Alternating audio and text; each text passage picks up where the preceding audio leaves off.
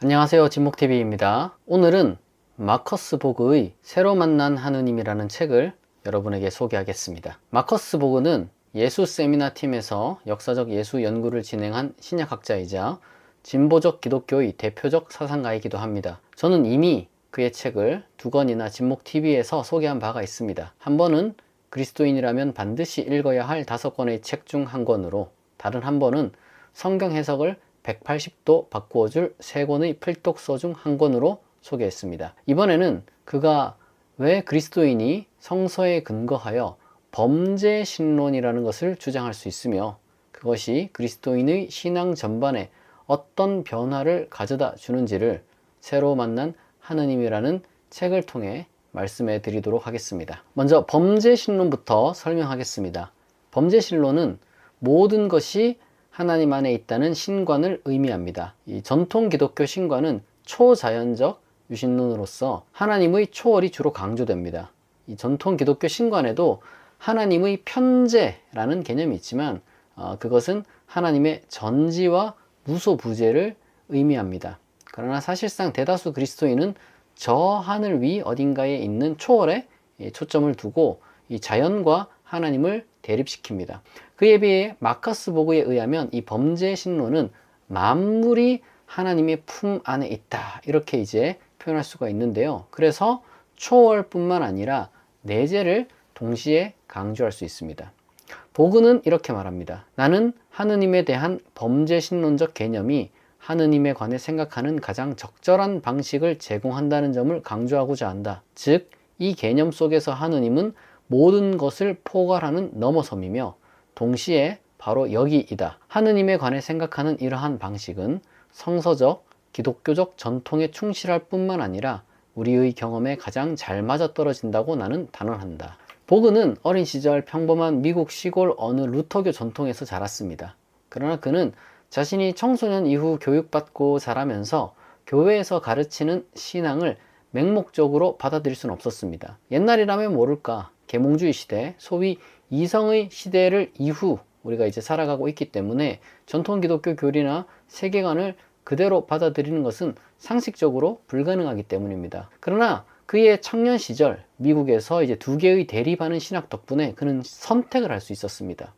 하나는 카를 바르트였고 다른 하나는 파울 틸리였습니다. 바르트의 하나님은 전적 타자, 그러니까 초월적 유신론이었지만 틸리히의 하나님은 존재 자체 혹은 존재의 근거 혹은 궁극적 실제였습니다. 보그 스스로는 후자의 매력을 느끼긴 했지만 성서 연구자답게 구체적으로 성서에 근거한 신론을 전개하고자 했습니다. 그는 이렇게 말합니다. 그러므로 성서에 따르면 하느님의 영광, 하느님의 현존은 단순히 어떤 다른 곳이 아니라 바로 여기에 있으며 이 세상 안에서 알려지고 경험된다. 우리는 하느님 안에서 살고 하느님 안에서 움직이며 하느님 안에서 우리 자신이 된다. 하느님은 하늘 위에 계실 뿐만 아니라 우리를 둘러싸고 그 안에 우리를 존재하게 하는 감싸는 영으로서 바로 여기에 계시기도 하다. 어떻게 보면은 이제 초월과 내재를 강조하는, 그러니까 틸리히에 좀 포커스를 두긴 했지만 바르트의 어떤 그 주장을 버리지 않는 그런 것이라고 볼 수 있겠습니다. 그러나 틸리히가 성서에만 근거해서 이런 주장을 하는 건 아닙니다. 책을 보게 되면 다양한 경로로 하나님의 이와 같은 인재를 각 개인이 경험할 수 있다고 주장합니다. 중요한 건 하나님은 실제한다는 것이고 이 하나님과의 만남은 우리의 삶을 바꿔놓는다는 거예요. 한편 보그는 하나님이 어떤 이미지를 갖는지에 대한 2가지 대립하는 모델을 이야기하는데 하나는 군주적 모델이고 다른 하나는 영 모델입니다. 여기서 이제 영 모델은 이제 더 스피릿 모델인데 대문자 S라는 것이 중요합니다.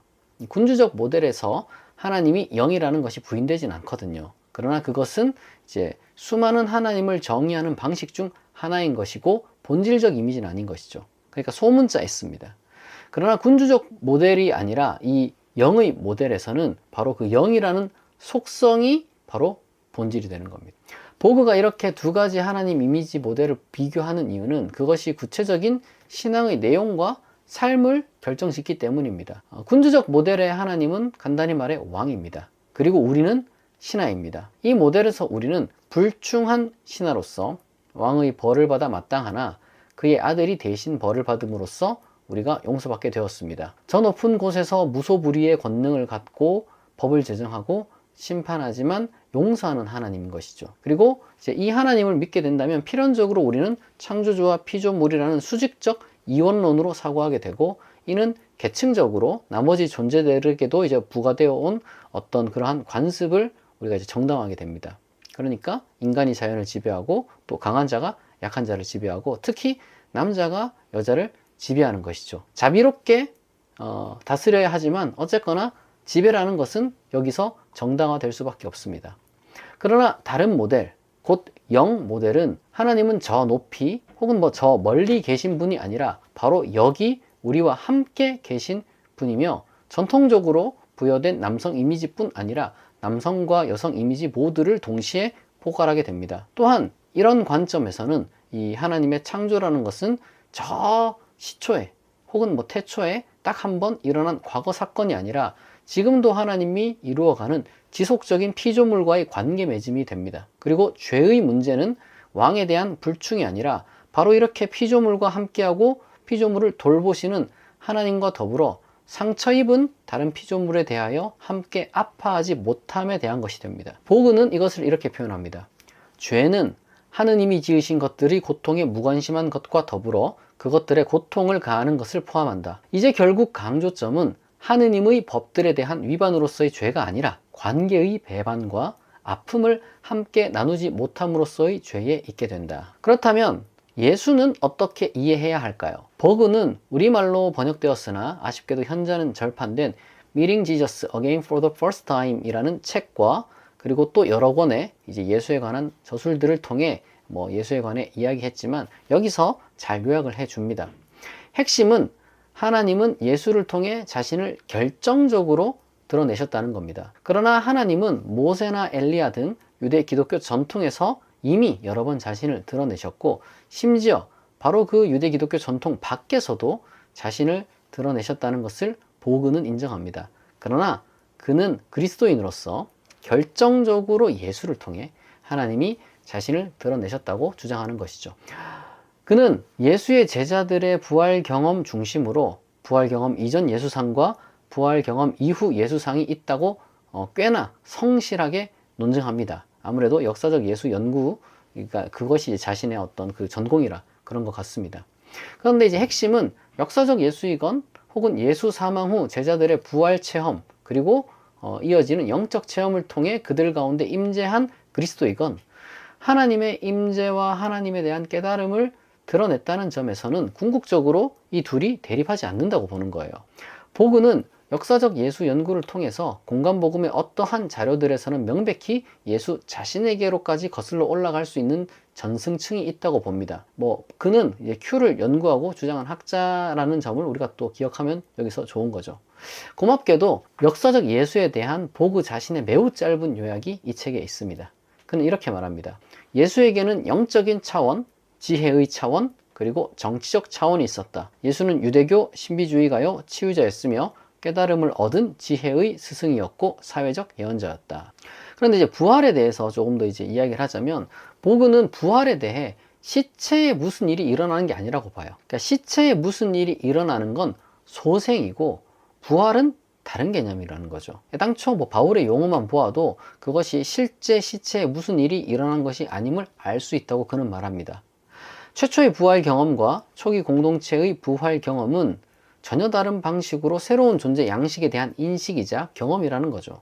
그러한 것들을 바탕으로 복음서도 쓰이고 신조도 발전했지만 중요한 것은 그런 것들은 어떻게 보면 좀 우연한 발전들이라고 할 수 있을 것이고, 그 핵심의 본질, 그 신앙의 본질은 하나님이 역사적 예수이건 아니면 초기 공동체가 경험한 부활한 그리스도이건 그를 통해 자신을 드러내셨다는 데 있다는 거예요. 그러면 예수가 드러낸 하나님은 어떤 분이냐? 피조물의 아픔에 참여하며 그러한 아픔이 없는 샬롬, 그러니까 이제 질적으로 다른 차원의 평화라는 하나님 자신의 꿈을 우리에게 보여주신 분이라는 겁니다. 보그는 우리가 이러한 하나님을 만나려면 종교적 의례건 기도건 성경을 읽건 다양한 방식들의 적극 참여해야 한다고 말합니다. 구원을 얻기 위해서라기보다는 우리가 실제하는 하나님을 만나기 위해서 마음을 열어야 한다는 거죠.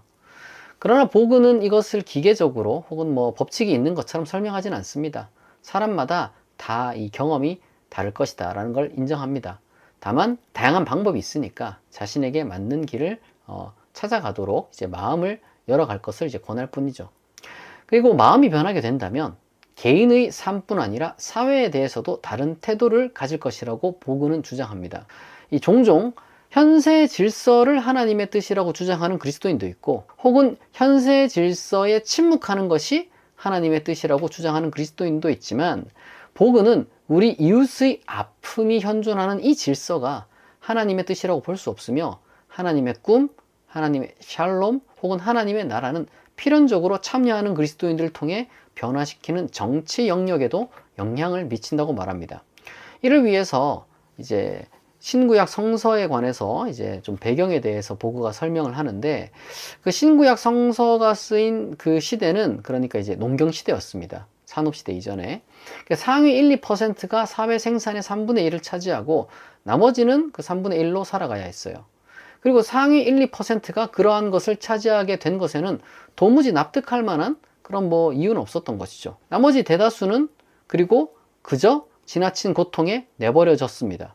그러니까 이제 성서 시대의 현존 질서는 부당하게 기울어진 지배체제였습니다. 그리고 이러한 것으로부터 이제 우리가 가장 중요하게 볼 수 있는 구약의 이야기가 바로 출애굽이죠. 출애굽은 지배체제의 해체라는 어떤 굉장히 중요한 의의를 지닙니다.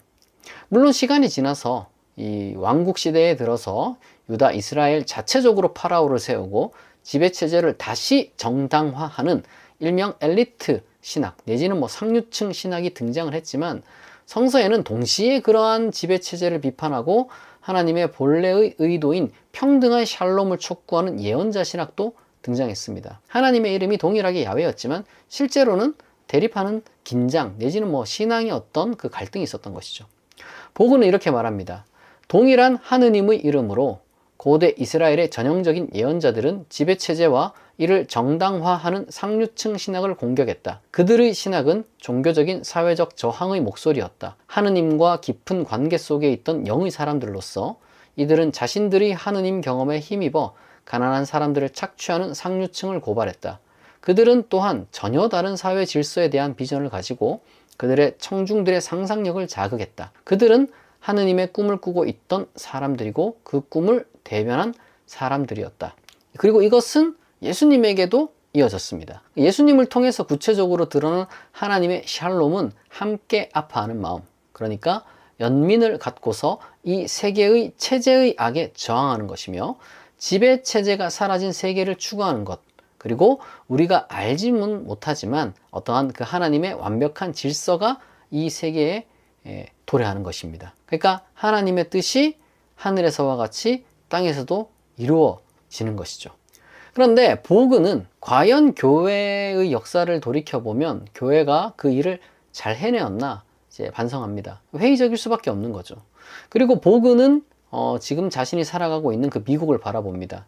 그가 이 책을 출판했을 때가 이제 1997년이거든요. 그러니까 이 시기를 바라보며 이제 복음은 미국이 그 어느 때보다 강력해지고 있지만 그에 따른 빈부격차도 선진국 중에서 가장 심각한 수준으로 이제 나아가고 있다고 말합니다. 게다가 개인주의가 이제 만연하게 된 그 사회 분위기 속에서 이제 사회적 구조적 문제가 없다는 인식이 퍼져나가는 거예요. 그러니까 누군가가 잘 되고 못 되는 건 그냥 이제 개인의 문제라는 거죠. 개인이 못하니까 괴로운 거고, 개인이 잘하면 누구나 고통에서 벗어날 수 있다. 그러니까 이러한 잘못된 사고가 이제 사회 전반에 퍼져 있었다는 겁니다. 그렇다고 해서 이제 보그가 어떤 중산층 이상이 누리는 안락한 삶을 정죄하는 건 아니에요. 다만 그가 말하고자 하는 것은 그리스도인이라면 적어도 그리스도인다운 정치적 비전을 가져야 한다는 거예요. 그러나 보그가 어떤 구체적인 정책을 말한 건 아닙니다. 다만 정치 참여를 할 때 지금까지 그가 말해온 이 연민 내지는 뭐 함께 아파함을 염두에 둘 것을 주장합니다.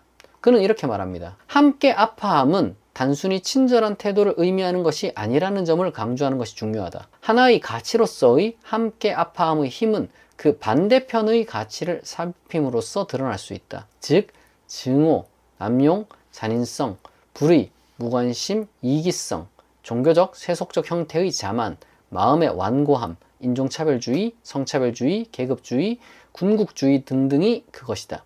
함께 아파하는 마음을 불러일으킨다는 것은 바로 이러한 것들에 대항하여 일어선다는 것이다.